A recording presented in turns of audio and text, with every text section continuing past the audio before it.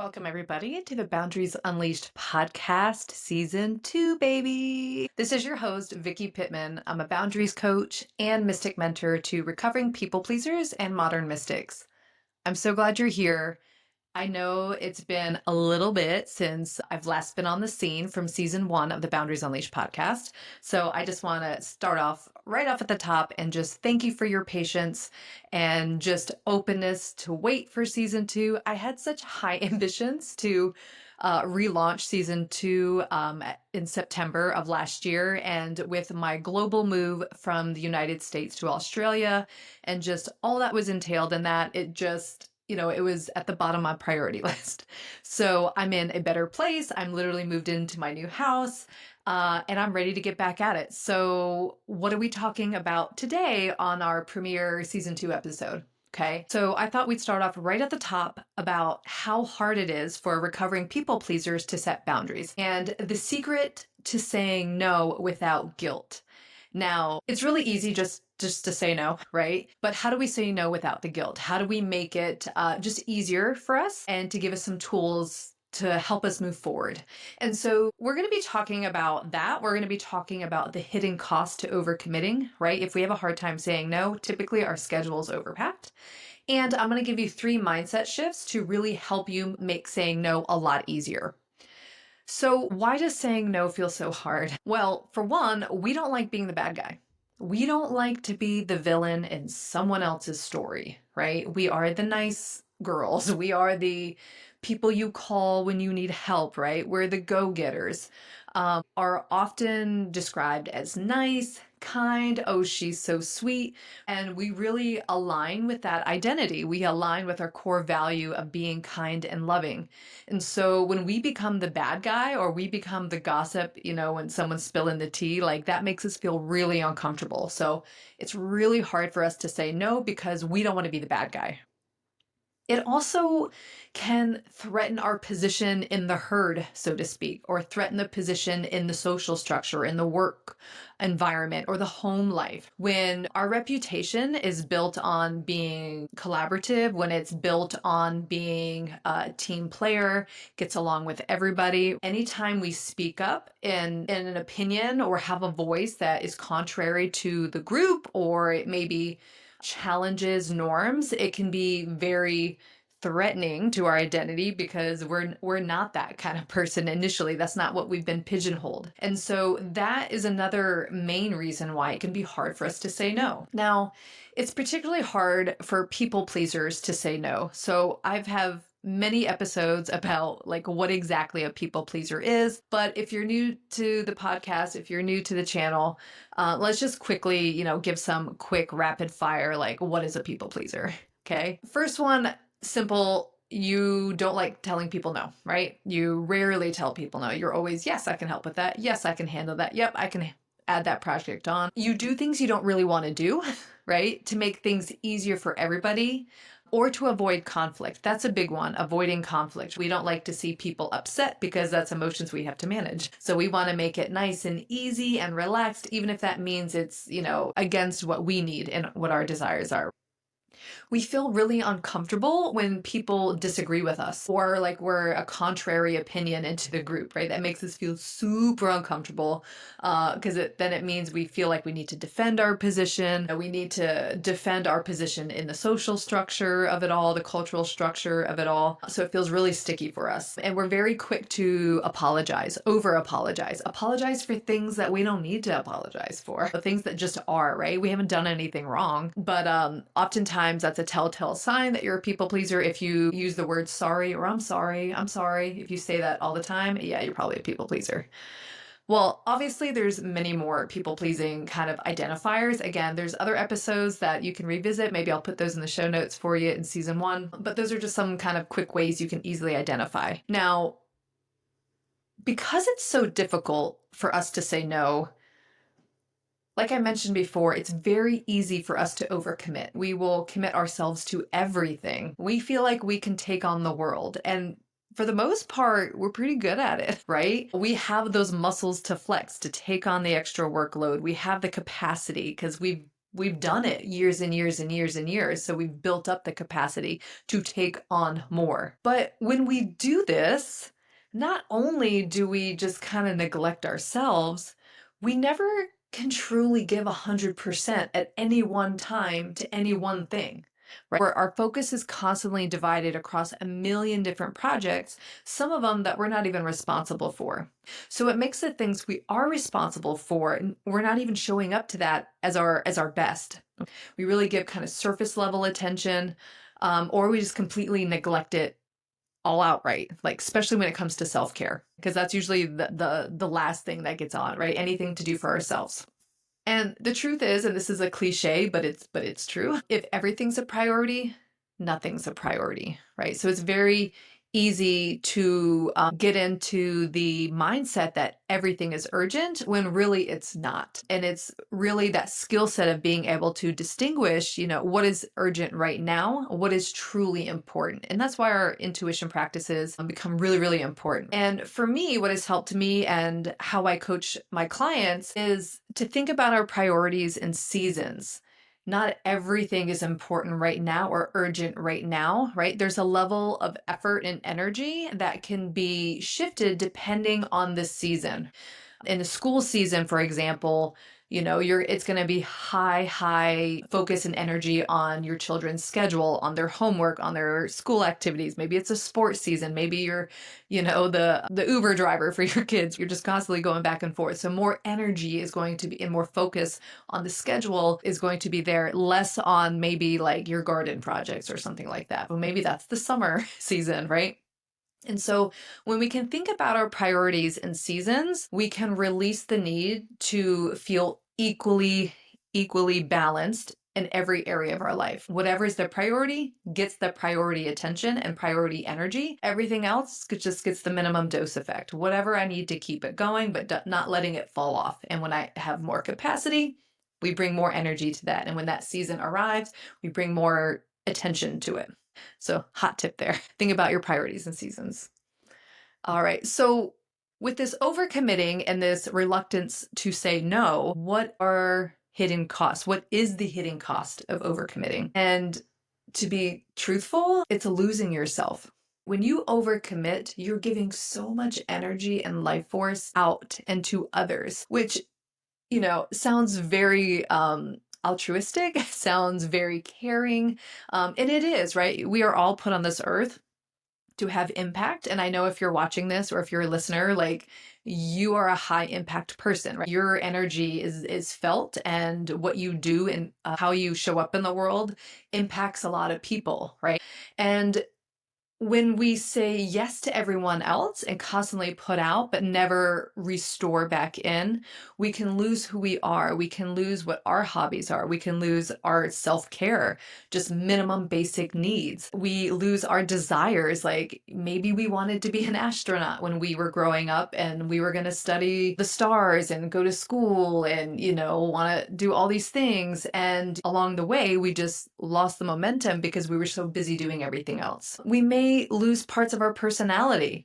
Maybe you're a naturally go-lucky person that likes to laugh and you realize to yourself, dang, like, when's the last time I had a full belly gut laugh? Like, when's the last time I've snorted like a drink out of my nose or something because I've laughed so hard? If you can't remember, it's things like that where you're like, okay, that's who I was and it felt so natural, but I miss her. I miss connecting with that side of myself. We lose a lot of grounded energy when that happens. We may even just lose our sense of identity. I see this a lot with a lot of my coaching clients who are about to become empty nesters. Like maybe they've taken on the caretaking role of their children and now their children are about to go to college and they're like, oh my God, what do I do with my time?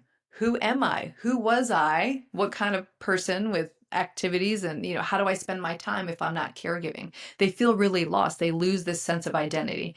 And not to say that child rearing is not time intense and it doesn't take full energy. I'm a mom myself. Like I totally understand and get it. But remember that, you're a walking model for your children. They see how you interact and live in this world and you're literally modeling to them what's possible. So if they see us giving up everything and not having a sense of who we are, but we're only have a sense of identity by things we're attached to, it sends a message.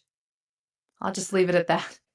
So that's the biggest, and I would say probably the ultimate hidden cost of overcommitting is just losing yourself, losing your sense of agency, losing your sense of groundedness, losing your sense of clarity about who you are, what you want, and any visions of the future, really. So, how do we get out of this? Overcommitting? How do we release the guilt with saying no? So, I want to offer you 3 mindset shifts that's really going to make saying no a lot easier.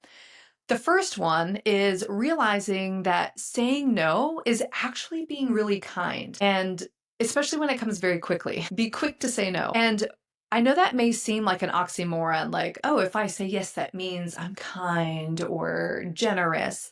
But when you say no to something, especially when it's something you don't have the capacity for, is something you don't want to do, you're going to have this energetic block about doing it. It's going to be filled with resentment and things like that. You're not being kind, you're just being nice. So when you say no, it's you're actually offering kindness to the other party because one, you're not giving your best self to them. Two, you're freeing them up from an energetic choice of waiting for you to give an answer. They can problem solve and go elsewhere or maybe find another solution for themselves. And it really empowers them to problem solve. It absolves you of that responsibility of trying to find the answer, even if you're saying no. And it maintains an energetic alignment. You are doing what you need to do, and then they can stay and do what they need to do. All right. You're not faking or forcing your way to do something that you never wanted to do in the first place. And when I think about this mindset, this saying no is kind, it reminds me of this kind of paradigm. I don't know if that's the right word to use, but in the United States, where I'm from, we're a big country for one, and there's lots of geographic regions, but there's this kind of mindset like North versus South, and the North kind of mindset is like, I'm going to be direct. I'm going to be a straight shooter. I'm going to tell it to your face. I'm going to tell you like it is. Like, I'm not going to sugarcoat anything.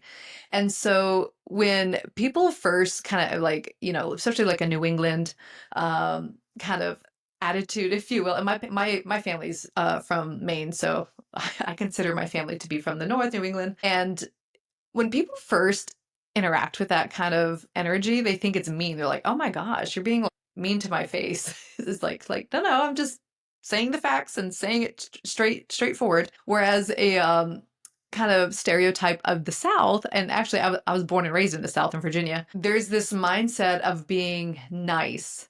Like, I'm going to tell you something to be nice. Like, I'm not going to hurt your feelings, but I'm not necessarily going to tell you what I'm actually feeling. And, I think the best way to describe this is that phrase, the very popular Southern phrase, like, bless your heart. On the surface, it seems very nice. Like, oh, bless your heart. Something happened and someone says that. But any true Southerner knows that that means a different context. It means, oh, bless your heart. Like, girl, get your shit together, right? So it's kind of like if you were driving along and say you got a flat tire and someone drives and you're pulled over and you're trying to change the tire, but you're kind of struggling. A Southerner would drive by and acknowledge that you're struggling and be like, oh, that looks like it's really hard. I hope you get it fixed soon. That's the nice thing. But kind of a Northern attitude would be more of they would stop the car, pull over, kind of maybe tell you, why didn't you have a jack? Why didn't you have a spare? Or why didn't you learn how to change a tire? All the while, they're teaching you how to change the tire. So on the surface, it looks like they're being mean, but they're actually teaching you a useful skill. So now you never have to feel unempowered when you're changing your tire. So I just think that's kind of a funny, and I just like to share it, especially since I have connections to both North and the South in the US. But being clear is being kind. And even you don't have to be mean to do it, right? Just being very clear, especially when it comes from a place of truth. It just comes with a natural, authentic energy instead of a mean energy. So yeah, saying no is actually being kind. That's the first mindset shift you can have. The second one is when you say no to one thing, you leave yourself open to say yes to many things or to say yes to something else. Typically, it's something you actually want to do. So when we say no to one thing, it leaves us open to say yes to something that's more aligned, something that's more in conjunction to what we actually want. And opportunities can't be capitalized if we're overcommitted, if our schedule's packed, right? If you get that last minute, invite or Tinder match or whatever you're after, and you've committed to this baked cookie sale that you don't want to do and you hate baking and your kitchen's a mess and you're like, oh, I'd much rather do that, right? If you overcommit, you leave opportunities on the table.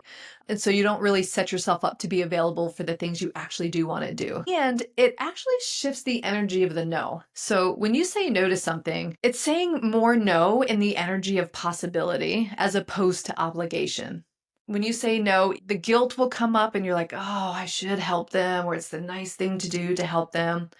But when you sit and think about it, when I say no, it actually gives everybody the energy of possibility for them to get someone who's truly aligned for the ask, and for me to have an opportunity to do something that's truly aligned with what I need or want. So there's an energetic shift there. And when you start with, here's another tip that I like too, because this could be a whole other podcast episode, which I might actually dive into, but it's how you say no. A lot of times as people pleasers, we will start with, oh my gosh, what an amazing opportunity. Like someone asks us to do something, we'll talk about like, oh my gosh, it's such an amazing opportunity. This sounds really fun, but, and then you go into why you can't do it or why you're unavailable or, it's the no basically. And it just shifts the energy a little bit when you feel, it's like the pivot, right? You sound like you're about to say no, then all of a sudden, or say yes, and then all of a sudden you say no. And so just my quick tip for that is to start with the no first and quickly. For one, it sets the tone and it instantly sets the stage of like, oh, okay, she's energetically not available, or she's just literally not available. So say the no first, and then offer your condolences or some form of like gratitude second, okay? And try not to use the word but. So if someone asks like, hey, can you stay late and help us on this project we want to get ahead of for next week? You can say, no, thank you. I don't have time in my schedule, but I just know that with the team that does stay there, it's going to be amazing. Or I have full confidence that, you'll get everything you need, even if I'm not there. Right. So it's this gratitude. Thank you for asking me. Thank you for thinking of me. Thank you for thinking I'd be a great contribution to this. I'm just not available. But starting with that, I'm not available first sets the tone and lets them understand like what's going on first. Okay. So hot tip for you. The last mindset shift that I want to share is saying no builds trust. Because when you say yes to everything, people don't actually know what you are for or not for. They're just like, she'll say yes. If I ask Vicki, she'll say yes. Or if I ask, whoever, she'll always say yes. But when you have the ability and implement your use of the word no, especially when it's coming from an authentic place, you're just not saying no to be contradictory, but you literally don't want to do it or you can't do it.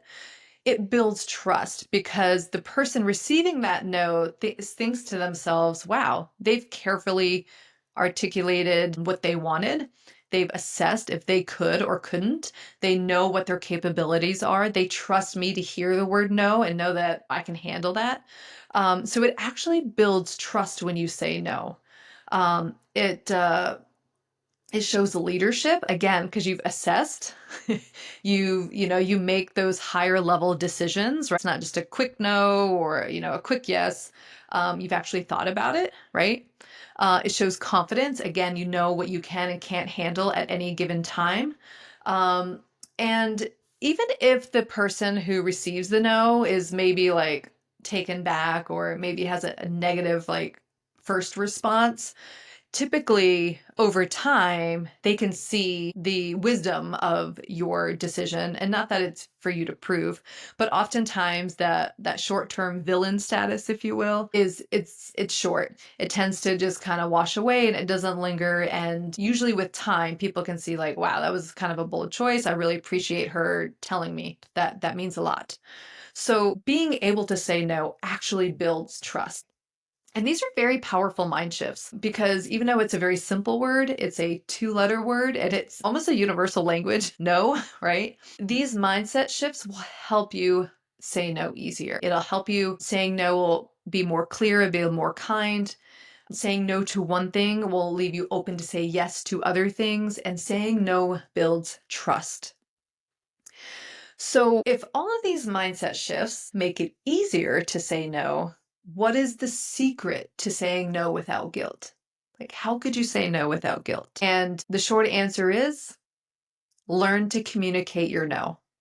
It's one thing to think no, it's one thing to get to the decision of saying no.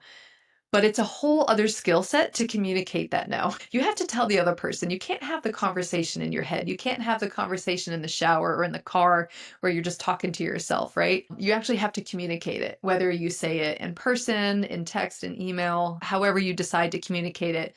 But you have to communicate it, putting the actual words together. When you do that, it really clarifies your decision. It cements the decision. And again, it has that trust factor. You build trust in yourself because you've made a solid, grounded decision, and it builds trust in others because they know it's an informed decision. Now, if you have trouble finding the words to say, like the literally exact words to say in different situations, I'm going to help you out. I've built a communications guide. It's a free guide for you. It's 5 ways to say no. So that way you never have to have a mild panic attack anytime you're trying to think of the words to say or set a boundary with somebody at home or at work. So I would love to share that with you. If you want this free guide, all you have to do is just click the link in the show notes. I'll also have it in the description of this video as well. And you can just do an instant download. It's a 2-minute read. It's very fast, but it's a quick say no this way for this type of situation, for different situations. So literally 5 different ways to say no, the exact words to use in the exact context in which they're most effective. All right. So I've done some thinking for you. That'll be a start for you. But as you start implementing these different mindset shifts, saying no is going to feel a lot more natural. You're going to feel a lot more empowered to think about and assess truly what matters to you, and that no is going to feel a lot easier. So click that link if you need it. It's changed the game for a lot of my coaching clients, and I know it'll change the game for you too. All right, guys. Well, that wraps up this episode. I'm excited to be back, and I will see you guys next week. And until then, remember, love yourself like you mean it. Bye for now.